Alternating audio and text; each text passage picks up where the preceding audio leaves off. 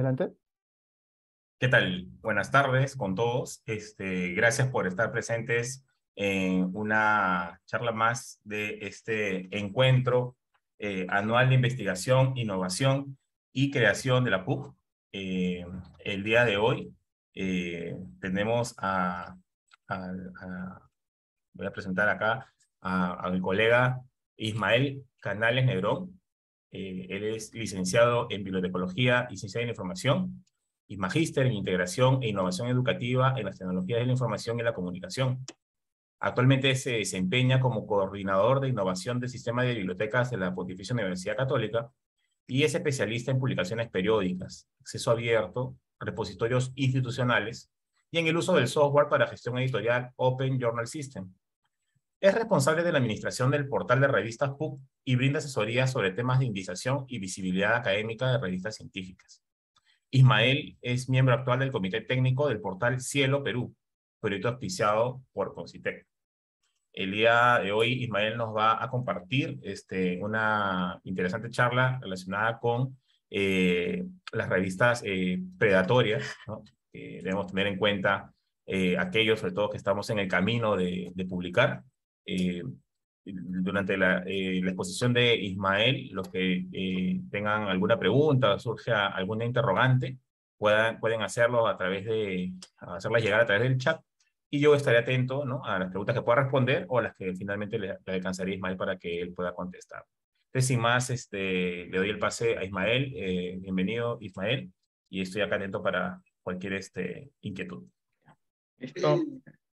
Buenas tardes a todos. Gracias por participar. Como mencionó Kevin, hoy voy a hablarles sobre las revistas predatorias, que es un fenómeno que está afectando al trabajo de publicación académica y que es importante conocer sus características, ¿no? Para, digamos, evitar que los productos de investigación que estamos trabajando se publiquen se publiquen en lugares o sitios, digamos, que no tienen la calidad o rigurosidad académica requerida, ¿no? Bueno, para comenzar tenemos que definir qué es una revista predatoria. En realidad se denomina editoriales predatorias o revistas predatorias, ¿no?, a aquellas plataformas de publicación en las cuales básicamente tienen una finalidad de lucro sin importar la calidad que ellos ofrecen, ¿no? Ya, es decir, cuando uno publica va a encontrar revistas en las cuales no cobran cuotas para publicación y otras que sí, lo cual es totalmente válido. Tenemos editoriales muy reconocidas como Springer, Elsevier, Wiley, que tienen un fee, una cuota por publicación. Suelen ser altísimas, ¿no? Pero bueno, digamos, la calidad que existe detrás de ellos y el prestigio se compensa con ello. Sin embargo, hay editoriales que solamente generan revistas con el único fin de lucrar y no necesariamente tienen el alcance ni la visibilidad que tendríamos de publicar en otro tipo de revistas, ¿no? Y básicamente se aprovechan, digamos, de esa carencia de información de los investigadores que necesitan encontrar espacios para publicar para poder, digamos, para poder lucrar con sus intereses. Ahora, no todas las revistas de este tipo de revistas cobran. Muchas veces no te cobran una cuota por publicar, pero te hacen firmar contratos que a la larga suelen ser desventajosos para el autor. O en otros casos simplemente lo que ellos buscan es posicionarse para poder tener otro tipo de ingresos, ¿no? Y lo que digamos, lo que las caracteriza es que justamente no tienen este tipo de rigurosidad académico calidad que beneficia al autor, ¿no? Por eso es importante que es lo que hablamos de alfabetización científica, es decir, este tipo de encuentros, este tipo de talleres como los que tenemos, en los cuales a los investigadores les damos a conocer que existen este tipo de revistas y que estén preparados para poder, para saber dónde publicar, ¿no? Y acá está Jeffrey Bell, él es la primera persona que comenzó a trabajar en editoriales predatorias, ¿no? Y desde ahí, bueno, ha salido todo, ha tenido toda una evolución. Como pueden ver, en los últimos años ha habido un incremento exponencial, tanto de estas revistas como de estas editoriales. ¿Y esto a qué se debe? Se debe que cada vez más, digamos, existe la necesidad de publicar, ¿no? Sea por los concursos, por la línea de carrera, por el reconocimiento, etcétera, etcétera, ¿no? Y lamentablemente es la falta de información lo que ocasiona que estas revistas sigan apareciendo, ¿no? Porque justamente lo que, como lo vuelvo a repetir, las universidades o las instituciones de investigación deben preparar, deben dotar a sus investigadores de todas las herramientas necesarias, no solamente incentivos, todos los insumos y todos los recursos que necesitan para hacer la investigación, sino este tipo de información, justamente para... Ahora, ¿cuál es el problema? El problema, como les vuelvo a repetir, es que existe un incremento bastante grande de estas revistas, ¿no? Al principio, cuando se creó el Blacklist Cable, que era una lista en las cuales hizo un listado e incluía las listas de los títulos de estas revistas o de las editoriales que eran sospechosas de tener prácticas predatorias. El problema fue con esas listas es que necesitan actualizarse y como les mostré anteriormente, el incremento de las revistas ha sido exponencial. Entonces, ya no es sencillo manejar unas listas. Estas listas que existen son referenciales, pero lo que recomendamos es básicamente, y lo que vamos a hacer en esta charla es darle algunas indicaciones de cómo pueden ustedes reconocer estas editoriales o estas revistas sin necesidad de recurrir a estas listas. Por ejemplo, este es un estudio que se hizo sobre revistas y acá mostraba las 4 plataformas en las cuales, se mencionaba revistas predatorias. Bill y Cable Blacklist eran las listas de revistas predatorias. Cable Whitelist y DOAC supuestamente eran los listados en los cuales, digamos, eran revistas válidas, ¿no? Como pueden ver, había poca coincidencia en esta parte, porque supuestamente estas revistas deberían coincidir todo, digamos, este universo, pero como pueden ver, no es así. E incluso si ven acá, las revistas que estaban en las listas de Cable y Bill, que son predatorias, también las podías encontrar en DOAG, ¿no? Porque, digamos, hay casos que son difíciles de determinar, ¿no? Y, digamos, ningún listado es perfecto. Entonces, si bien estar en DOAG o estar en una base de datos de prestigio ya nos da un indicador que la revista tiene determinado nivel de calidad, siempre es bueno tener otro tipo de conceptos, otro tipo de información para definir si conviene o no publicar en estas revistas. ¿Cuáles son las consecuencias de publicar en estas revistas? Que se afecta la credibilidad y el prestigio del investigador, ¿no? Porque, digamos, publicar en estas revistas, digamos, no es, puede no ser bien visto dentro de la comunidad, ¿no? También tampoco se alcanza la visibilidad y la difusión, ¿no? ¿Por qué hablamos de malgastar fondos? Porque uno puede tener una muy buena investigación, pero si no es publicada en el lugar adecuado, simplemente estaríamos desperdiciando toda esa información o todo ese esfuerzo. También que usualmente cuando uno hace citaciones, uno va a citar artículos publicados en revistas de reconocida calidad o determinado impacto. No es poco probable que se citen artículos publicados en revistas de dudosa procedencia, ¿no? Entonces, digamos, por estas razones es que no conviene publicar en estas revistas, ¿no? Lo que vamos a hacer en esta charla, les vamos a dar algunas indicaciones, algunos consejos de cómo reconocer estas revistas. Al final vamos a ver algunos ejemplos. Por ejemplo, ¿cómo se va,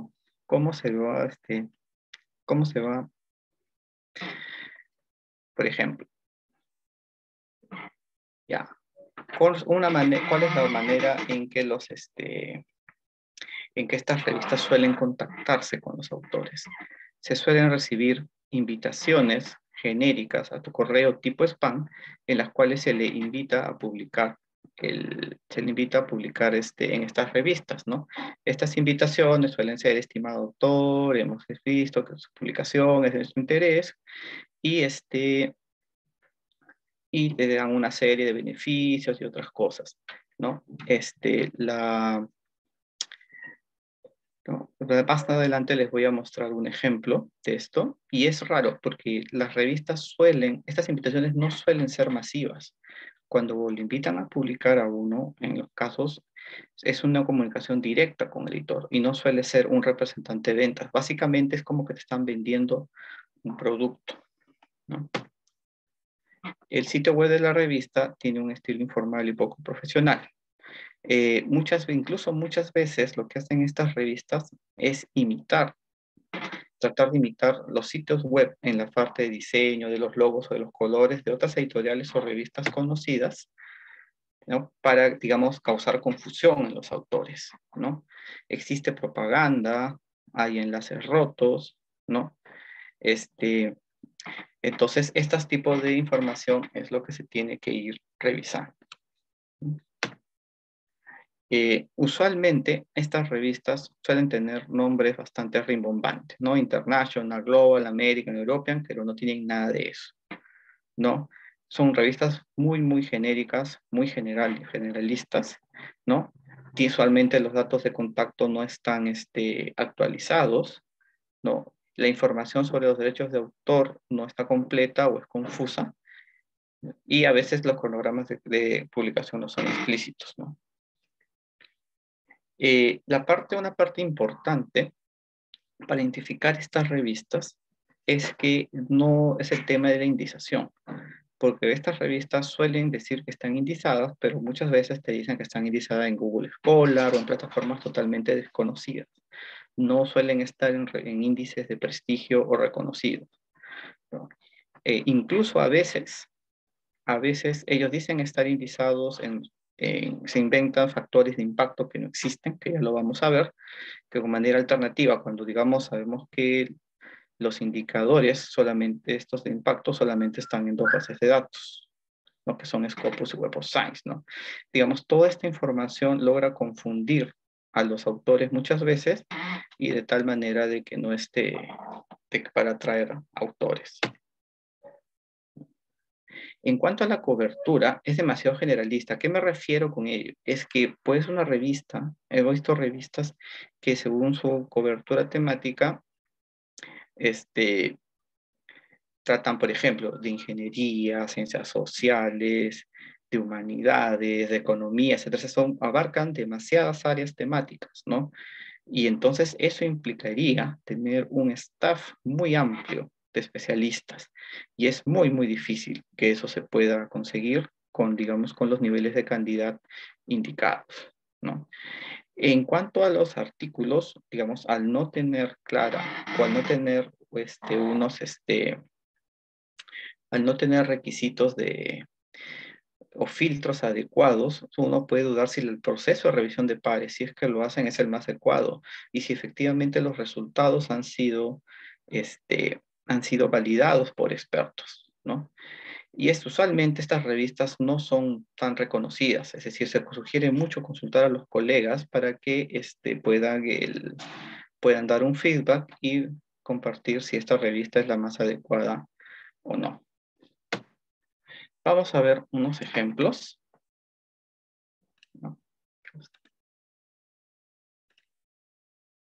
Por ejemplo, esta es una revista, el Global Journal of Engineering Research Management, ¿no? Como pueden ver, es bastante sencillo su presentación en la web, ¿no? Ismael, Dime. creo que no estás presentando. No estoy Solamente presentando. quiero... A ver, ya. Ahora sí. Ahí está. ¿Ahora sí se ve? Ahora sí está bien. Ya, Gracias. listo. Este es el Global Journal of Engineering Science and Research Management. Ok, es bastante sencillo. Pero como pueden ver acá, esta revista publica sobre ingeniería, civil, química, matemáticas, geología, etcétera, etcétera. ¿no? Según lo que ellos dicen. Y algo importante cuando,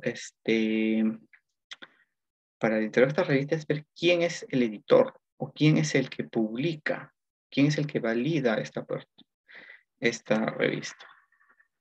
Entonces, lo ideal sería en que esta revista sea validada o publicada por una universidad, una institución de prestigio, qué sé yo. Pero en este caso no nos menciona nada, ¿no? Por ejemplo, no dice qué institución está detrás de esta revista, ¿no? O sea, podría ser una iniciativa privada, qué sé yo. Y acá está lo que estaba mencionando. Esta revista dice que publica en todas estas áreas temáticas, ¿no? Por ejemplo, desde administración, de gestión, negocios, finanzas, inteligencia artificial, realidad, o sea, son áreas muy, muy disímiles, ¿no? Entonces, como queriendo abarcar mucho.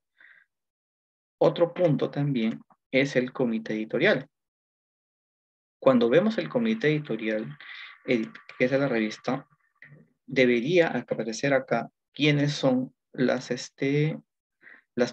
profesionales o estos investigadores, qué filiación tiene o de qué universidad tiene. Y en este caso no aparece, no lo menciona para nada, ¿no?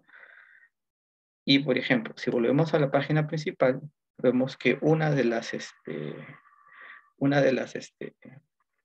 accesos rápidos es paga en línea, ¿no? Cuando usualmente esto no debería ser así, o al menos no debería ser así, ¿no? O sea, básicamente lo primero que te dicen, paga para publicar por nosotros. Vean, ahí está. Vamos a ver esta revista. Miren, sigue publicando, ¿no? Si nosotros vemos estos artículos, vean, este no carga, por ejemplo. No carga ningún artículo. Acá está. Por ejemplo, este artículo de acá es una página muy sencilla. Si uno descarga el PDF, va a ver esto, ¿no? Como ven, es una diagramación muy simple. Básicamente pareciera un Word convertido a PDF, ¿no? Que ya de por sí nos dice que no hay un trabajo profesional, ¿no? Vamos a ver otro ejemplo. El International Journal of Academic Research, que como ven acá, es una página muy redundante también, ¿no? Y acá te dice que es multidisciplinar, la frecuencia, que es multidisciplinario, que es mensual. Dicen que tienen peer review, ¿no? Pero vamos a ver algunas cosas acá. Por ejemplo, este banner que ven acá que se mueve, supuestamente son sus indizadoras. Pero en realidad lo que están mostrando, uno, un buscador, un ISSN, que el ISSN, en realidad no te indizas, es una formalidad que cualquier revista debe tener, ¿no? Esto es otro buscador y esto no sé qué es. ¿No? Entonces, por ahí ya está. Y si nosotros seguimos viendo, esta revista no está indizada en alguna plataforma de reconocimiento o reconocido prestigio, ¿no? Vamos a hacer el mismo experimento. Vamos a ver dónde encontramos información sobre esta revista. Sobre esta revista. A ver. ¿No? Einstein Scope, ¿no? Publica sobre humanidades, cultura, educación, ciencias sociales, reunión, tecnología, ciencias, arte. Bueno, también dice que tiene una cobertura bastante amplia, ¿no? Y también otra vez tenemos el comité editorial. En este caso sí han incluido las universidades o las instituciones a las cuales pertenecen, pero lo ideal sería que, digamos, verificar si estas personas efectivamente pertenecen a esta institución, ¿no? Vamos a ver acá en la lista, en este caso la lista de índices.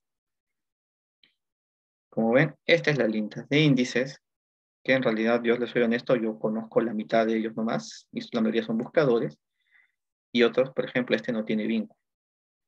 Este tampoco, creo que ya no existe, ¿no? Entonces, básicamente, no están brindando información actualizada. No sé por qué acá han puesto el icono de Web of Science. Vamos a ver si no funciona. Vamos a ver también. Tampoco sé por qué han puesto un ID de Thomson Reuters, si este es ID de revistas, pero en fin, ¿no? Y vamos a ver otro ejemplo, el International Journal of Innovation Management and Technology, ¿no? Este caso es un poquito más complicado de identificar. ¿Por qué? Porque, por ejemplo, vamos a ver acerca de la revista. No nos da mayor información, pero digamos, aparentemente hay un poco más de trabajo en el sitio web. Vamos a ver el indexing service. Ok, está en ProQuest, según ellos, ¿no? Ulrich, Ulrich es un directorio, no es una indización. El número DOI también, tampoco es una indización, es un requisito técnico que debe cumplir la revista. Y Google Scholar es un buscador. O sea, básicamente no está indexada en ningún sitio, ¿no? Vamos a ver el comité editorial, ¿no? Y están los miembros editoriales. Ahora, de estos tres ejemplos, ustedes se deben haber percatado que en los dos primeros había muchos miembros del comité editorial, eran de la India. Y acá también vemos que hay personas de países correspondientes digamos, al área asiática. O sea, lamentablemente muchos de estos casos son revistas procedientes de esos países. No quiero generalizar porque hay revistas muy buenas, pero también muchas revistas predatorias utilizan esas instituciones de esas regiones para poder, para poder incluirlos en sus comités ejecutivos. Por eso hay que tener mucho cuidado. Y en este caso, lo que recomendamos es, si ustedes no encuentran algún nombre conocido en un consejo editorial o alguien al que ustedes puedan buscar o ubicar en Google, en Scopus, en alguna base de datos, comienza a dudar. Lo que pueden hacer también es consultar con sus colegas si conocen a alguno de estos investigadores, de tal manera de que ustedes puedan identificar si efectivamente los miembros del equipo editorial tienen la capacidad o el prestigio necesario para dirigir una revista, ¿no? Vamos a ver qué nos podemos ver acá. El publication fee. ¿Cuánto nos cobra esta revista? Esta revista nos cobra caro. 200, 300, $350, qué sé yo, ¿no? Entonces, tranquilo, ok, yo puedo pagar $300 por un fee, tal vez por una revista reconocida, pero no digamos en esta de acá, porque otra vez les vuelvo a decir, ¿quién es el editor? O sea, ¿quién es el que respalda esta revista? Entonces vemos que no hay ninguna institución de prestigio detrás de ella, ¿no? Entonces, así es, este es el tipo o el modelo. Lo que les quería comentar también es que lamentablemente últimamente ya no es tan fácil identificar estas revistas. Tenemos incluso revistas que son grises. ¿En qué sentido? En que estas revistas han sido determinantes sencillas de identificar si son sospechosas o predatorias, pero hay otras que están tan bien diseñadas, tan bien implementadas, que ya no es necesario recurrir a a otras opiniones de expertos para identificar si la revista es predatoria o no, ¿no? Pero digamos, con los tips que les estoy dando, tal vez pueda ayudarles un poco. Por ejemplo, lo que les voy a mostrar ahorita es una comunicación que me llegó a mi correo de esta editorial AI Publishing, ¿no? En la cual se me invitaba a publicar, sea mi tesis o sea un libro con ellos, ¿no? Y en principio pareciera que todo está correcto, que todo es claro, que vas a tener regalías, etcétera, etcétera, ¿no? Lo que ocurre con esta revista es que, bueno, con esta editorial, es que suelen enviar muchos correos a de manera masiva, muchos investigadores, ¿no? Y claro, ¿quién no quiere publicar, no? Pero digamos, aquí, y bueno, y volvieron a insistir, porque como no les reporté, no les respondí, ¿no? Y me sigue insistiendo, ¿no? Que la publicación es gratuita, que el libro interés se ven y qué sé yo, ¿no? Y de frente me piden el manuscrito. Bueno, yo lo que hice fue pedirles el contrato, ¿no? Y en realidad ellos, digamos, básicamente habían muchas cosas que estaban claros, que acá estaba el tema de las regalías en el 4.3, que tengo no sé cuánto, pero acá lo que me llamó la atención fue esto de acá, ¿no? que los derechos de publicación de la obra se podrían transferir a otra editorial de este grupo, ¿no? Es decir, básicamente yo le estaba autorizando a esta editorial que si tuvieran varias filiales o varios sitios, mi trabajo también podría ser publicado de otra manera. Asumo yo que con regalías también, pero digamos, a muchas veces lo que no buscamos como investigadores no es tanto una retribución económica, sino una retribución mucho más que va más al tema del prestigio o a la calidad, ¿no? Y es más, yo no podía hacer modificaciones a mi publicación original sin un previo pago, ¿no? En realidad, este ejemplo, digamos, es un ejemplo real, ¿no? Eh, Personalmente yo no estoy de acuerdo yo no publicaría acá, básicamente por esto, o sea, perder los derechos de la obra y porque, digamos, considero que hay otras opciones mucho más, válidas para publicar, ¿no?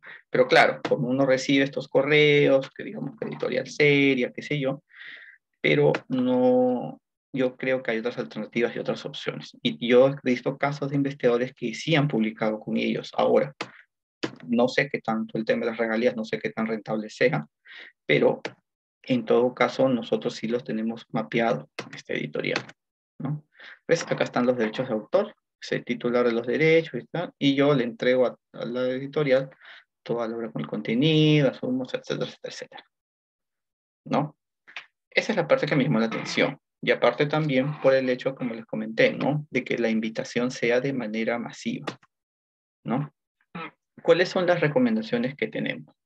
¿No? Vuelvo a repetir, participar en este tipo de talleres para identificar las malas prácticas, ¿no? O sea, sabemos que todo es un tema de desinformación, ¿no? Muchas veces los investigadores, digamos, yo saben que son los expertos temáticos, expertos en su área, pero necesitan de algún tipo de colaboración. En el caso de nuestra universidad lo hacemos desde la biblioteca para puedan identificar y aprender dónde publicar o los sitios más adecuados donde su investigación pueda tener mayor visibilidad e impacto. Lo que se busca también es que siempre esta se consulte con un colega o un investigador con experiencia para que, digamos, vea también esta revista. Si uno tiene dudas, puede decirle a alguien, oye, mira esta revista, ¿qué te parece? Pero más que todo por el contenido, ¿no? Por ver si efectivamente los artículos tienen rigurosidad metodológica, han pasado de revisión de pares, etcétera, etcétera. Y hay que tener mucho cuidado porque últimamente también están apareciendo eventos predatorios o conferencias predatorias, ¿no? Que básicamente siguen el mismo esquema, ¿no? Que le invitan a una conferencia, pagar un fee, qué sé yo, pero digamos, el fin de estos eventos es simplemente lucrar, ¿no? Y no tanto por la rigurosidad o por, digamos, pues de validar, digamos, los contenidos que se presentan, ¿no? También hemos visto también una nueva tendencia que son las granjas de papers o los paper mills, que básicamente son sitios web donde ya están los artículos ya listos y lo que hacen es cobrarte dinero para aparecer como autor, ¿no? Entonces, digamos, el mundo de la publicación científica se ha visto muy afectado por este tipo de prácticas y lo que tenemos que hacer es lo que tenemos que hacer es informar a los investigadores, estar al tanto para trabajar de manera colaborativa, ¿no? Estos son sitios de interés que he encontrado, en los cuales también hay mucha información sobre revistas predatorias, ¿no? Yo les quiero mostrar uno que me parece muy interesante, que es este de acá. Vamos a ver. Vamos a ver.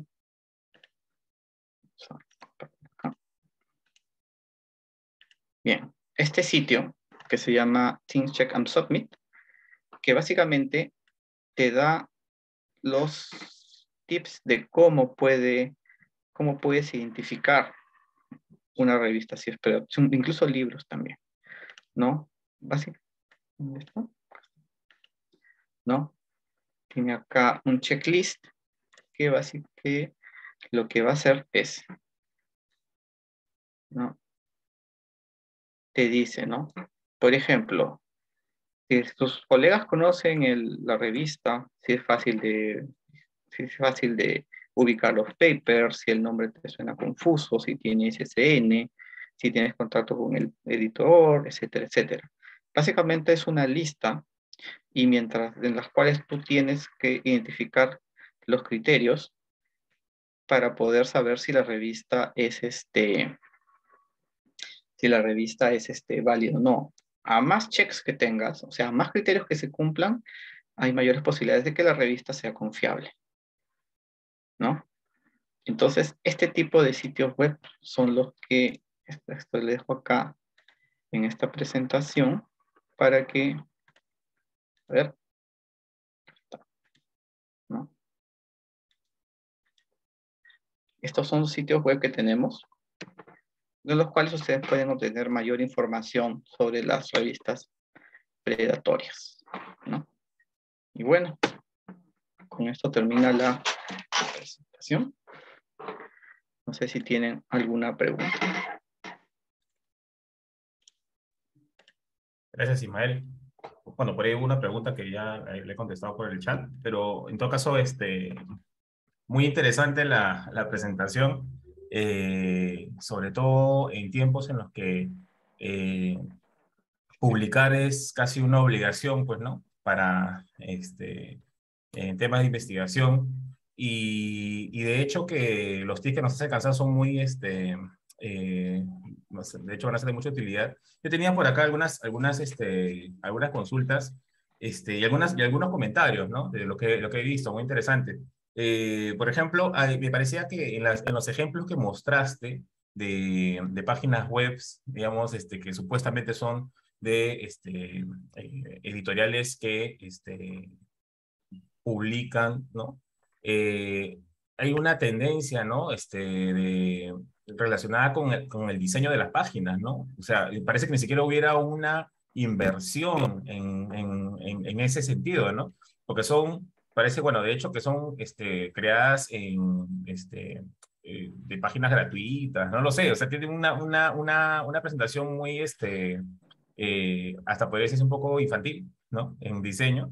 Y digamos, eso también como que podría ser un criterio para que uno se diera cuenta de que estamos ante una editorial que pues no cubre los requisitos, además de lo que mostraste al final, ¿no? Este, y una pregunta, ¿no? Que, bueno, para pasar también una pregunta que ha llegado acá por el chat. Y normalmente en una revista que no es pedratoria, ¿se paga por algo, por algún concepto?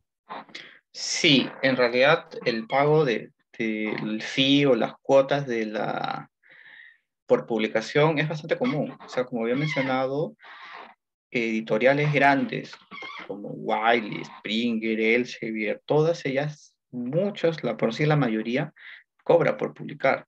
Y cobra son tasas altísimas. O sea, pueden ir 800, 1000, 2000, 3000 dólares, dependiendo de la carrera de la revista.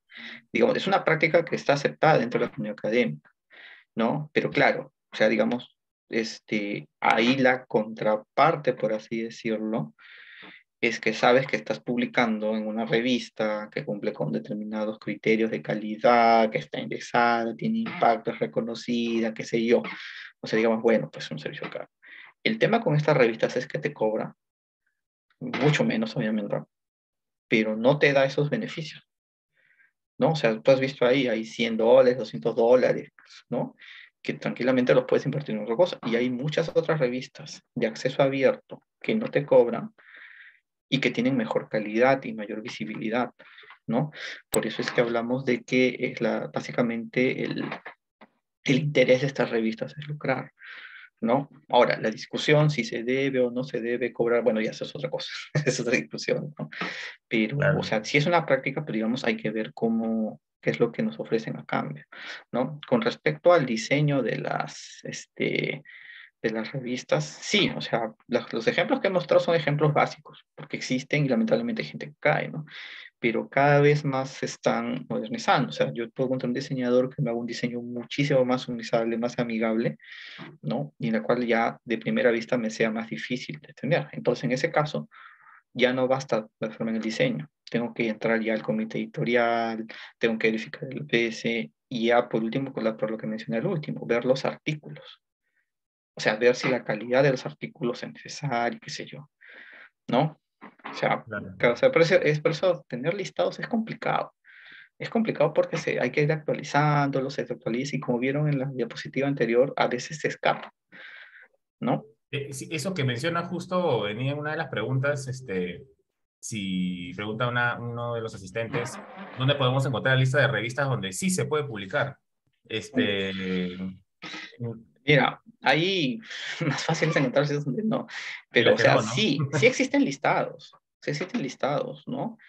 Para empezar es esto, existen ya revistas que ya más o menos sabemos en el imaginario de la comunidad científica, sabemos cuáles son, digamos, a cuáles se puede publicar. Igual lo mismo con las editoriales, ¿no? El tema con los listados no pueden ser de referencia, o sea, no está de más. Pero, pues si no actualizo un listado 2 años, ya has visto el crecimiento de revistas, o sea, tengo que tener estos conocimientos también para poder identificarlo. O sea, no me basta solo el listado, ¿no? O sea, he incluido algunos listados en el PPT, ¿no? Pero por eso siempre lo que se suele hacer es dar este tipo de información, este tipo de charlas, ¿no? Para que los investigadores estén al tanto. Y yo sé que la charla pues, de 1 hora no es suficiente, ¿no? Entonces, cada institución, cada universidad debe tener esto en cuenta para que exista un tipo de mentoría o seguimiento o asesoría a los investigadores, sea desde bibliotecas, sea desde el centro de investigación, o sea, de alguna manera. O sea, tiene que ser una capacitación constante, ¿no? Para que tengan este tipo de información a la mano. Ismael, y sin ir Sí. muy lejos, porque hay una pregunta ahí que nos hace un asistente también, ¿hay casos de revistas pedratorias peruanas? O sea, Ah, o alguna conocida por ahí en todo caso. Imagino que es un poco riesgoso decir un nombre, pero... la verdad, yo no me he encontrado con ninguno hasta ahora, al menos con estas características. Ujú, O sea, con las características explícitas no me he encontrado una, pero tampoco me extrañaría que existiera, ¿no? Porque incluso, o sea, claro, nosotros hablamos de predatorias porque son revistas que tienen una intención claro. de lucrar, de aprovecharse, qué sé yo, pero también podríamos hablar de revistas que no tienen esa intención, o sea, no son predatorias, pero que tienen muy baja calidad, Ujú. ¿no? Revistas que no tienen afinados sus procesos de revisión, que tienen, digamos, publican digamos, lo que verdaderamente pueden, tal vez no tienen un buen filtro y todos los artículos no son muy buenos, entonces, digamos, son revistas, digamos, de baja calidad, Claro, pero pero no son que predatorias no necesariamente, son porque predatorias, no hay una claro, finalidad de lucro, no hay ¿no? la finalidad de lucro, pero comparten algunas características con estas Claro. revistas, ¿no? Entonces, por eso te digo, o sea, y claro, porque ahí depende de la institución, si quiere reponer la revista para ayudar, qué sé yo, ¿no? Entonces, por eso es mejor tener este tipo de indicaciones, este tipo de consejos, información para poder hacer un análisis, ¿no? Especialmente con revistas que no son conocidas, ¿no? Lo que sí hemos visto eh, es que existen empresas que te ofrecen y te dicen, te ayudamos a publicar y te cobramos tanto. Y te dicen que ya vas a estar publicado. O sea, básicamente lo más probable es Claro. que estas empresas tengan pues ya o editen una revista que ya está por algún motivo está en Scopus, en Cielo, en algún índice, digamos, o sea, básicamente tú estás comprando la publicación cuando no debe de ser así. O sea, esa es una mala práctica, ¿no? O Claro. sea, técnicamente es limpio, claro, porque tú estás escribiendo un artículo que está indizado, pero ¿quién es el servicio incluye eso? Entonces es un tema que, digamos, en este caso Concitec tendría que es el que, digamos, ve todas las políticas de investigación, difusión, debería tener alerta y encontrar alguna manera de remediarlo. Y cada vez es más frecuente, ¿no? Entonces Ujú. tenemos que estar atentos. Aprovechando lo último que acabas de mencionar, y te acuerdas cuando estábamos conversando antes de iniciar la presentación, justo hacer una pregunta, bueno, hizo muy interesante la presentación, y tenía la duda de si hay revistas pedratorias indexadas en Scopus. He visto Eh, algunos papers de dudosa calidad, redacción, y journals que tienen un scope muy amplio, ¿no? Entonces, bueno, lo que acabas de mencionar ahorita, ¿no? sí, sí, lamentablemente sí. Sí se han encontrado estos casos. Por eso es Scopus, y vos ves cada cierto tiempo, ellos revisan, digamos, el desempeño de las revistas y suelen retirar algunas de su base de datos por distintos motivos, ¿no? Pero justamente uno de estos motivos es es que algunas de ellas son predatorias, o sea, han llegado ahí de alguna manera, ¿no? Pero acuérdate lo que te digo, o sea, muchas veces es la calidad de los artículos, ¿no? O han llegado ahí y en algún momento comenzaron a tener este tipo de prácticas, ¿no? O sea, sí existen, lamentablemente. Por eso estamos hablando que ya no, o sea, si bien estar en Scopus nos da, digamos, es como tener un respaldo, pero si ya notamos algo sospechoso, ¿no? Ya es mejor investigar más o ser un poco más exhaustivo, pero para poder identificarlas es necesario conocer qué es lo que hay detrás, ¿no?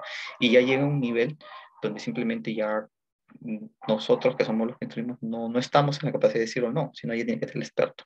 Por ejemplo, si tienes duda de una revista, pues no sé, en economía, que tenga el presupuesto, o sea, ni tú ni yo, ni nos podemos, o sea, ¿quiénes tienen que ser? Los mismos investigadores, que vean los artículos y nos digan, oye, mira, estos metodológicamente están mal, que si este autor no sé qué.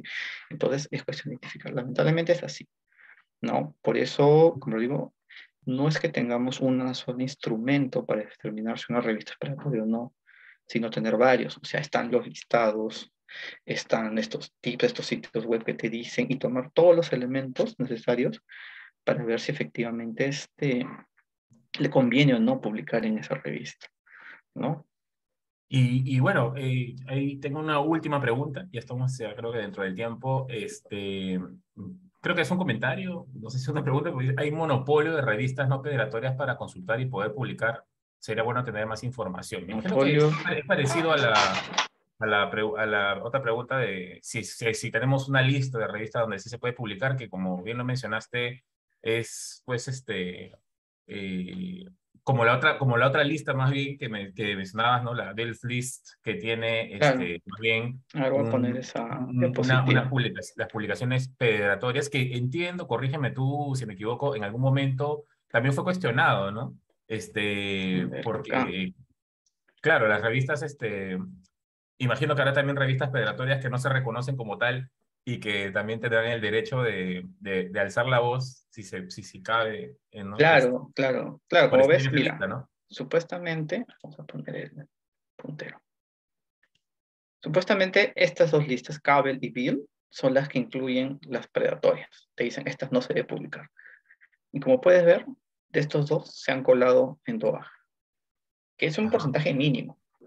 Ahora, y estos datos son del 2019. O sea, no sé si habrá habido cambios, ¿no? claro. Pero digamos, suelen pasar los filtros. O sea, si le pasó a DOAJ, puede pasar a Scopus, puede pasar a Web of Science. O sea, ese es un dato mínimo, ¿no? Entonces, por eso repito, hay que tener cuidado con eso. Ahora, sobre el tema del monopolio de revistas, o sea, yo no sé si se refiere al tema de que, y es una crítica que hoy escapa del alcance de esta charla, ¿no? Sí, porque muchas veces existe una crítica, ¿no? Que por qué hay que publicar solo lo que está en Scopus, o solo lo que está en Web of Sí, sí. Science, o solo en tal índice.